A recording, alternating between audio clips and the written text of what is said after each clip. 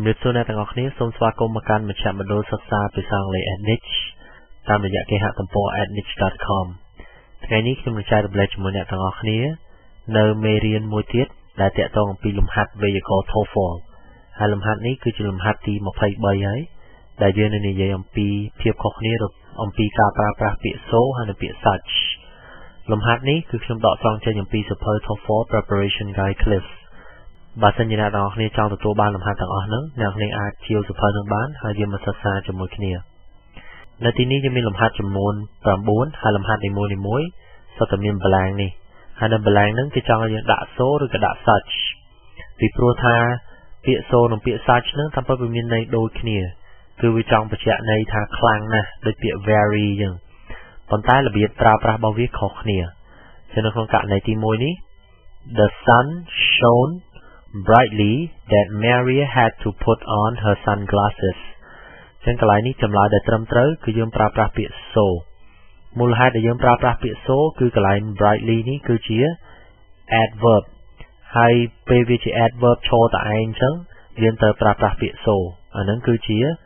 រូបមន្តហ្មងអ្នកទាំងអស់គ្នាមិនបាច់ឆ្ងល់ថាហេតុអីអញ្ចឹងទេផ្ទុយទៅវិញអ្នកគ្នាខំប្រឹងចំណាំមិញចឹងនៅក្នុងករណីនេះចឹងវាជា adverb ចឹងយើងប្រើប្រាស់ពាក្យ soប្រករណីទី2នេះ Dean was a powerful swimmer that he always won the races ចឹងកន្លែងនេះយើងមានអីខ្លះហើយយើងត្រូវដាក់អីគេកន្លែងនេះចម្លើយដែលត្រឹមត្រូវគឺយើងត្រូវប្រើប្រាស់ such ដោយសារកន្លែងនេះយើងមាន noun យើងមាន noun ហើយយើងមាន adjective ហើយមាន ចេះចឹងរបៀបសរសេរបែបចេះគេឲ្យយើងប្រើប្រាស់ such យើងមាន យើងមាន adjective ហើយយើងមាន noun singular មួយចឹងយើងត្រូវប្រើប្រាស់ពាក្យ such បើសិនជាអ្នកទាំងអស់គ្នាមើលករណីនេះវាស្តៀងទៅនឹងករណីទី5នេះអញ្ចឹង We had good a time at the party that we hated to live វាស្តៀងប៉ុន្តែខុសគ្នាកន្លែងនេះគេដាក់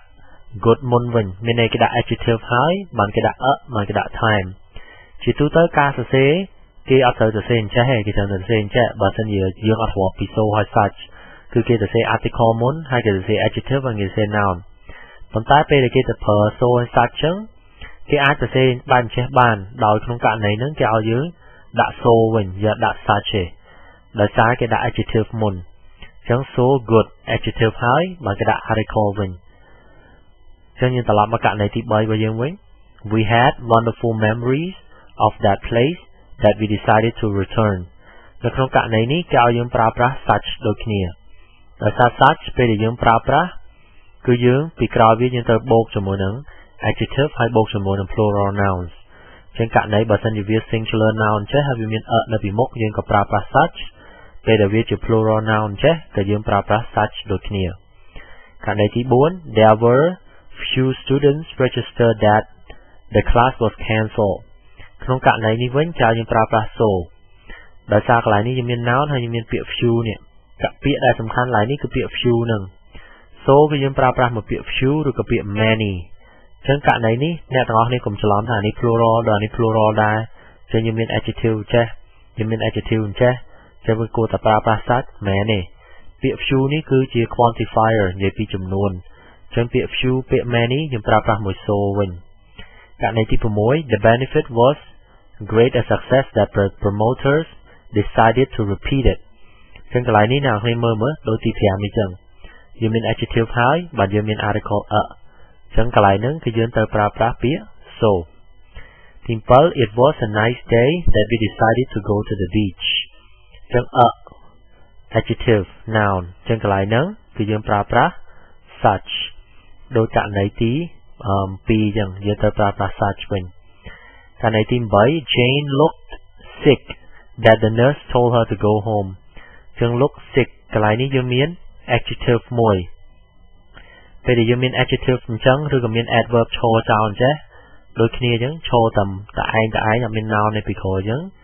គេឲ្យយើងប្រើប្រាស់ so អញ្ចឹង Jane looked so sick that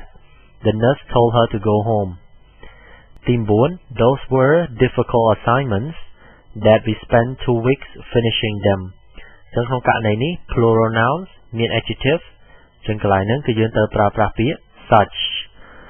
សរុបមកវិញរបៀបប្រើប្រាស់ so ឲ្យ such ហ្នឹង គឺវាស្តៀងគ្នាមែនតើ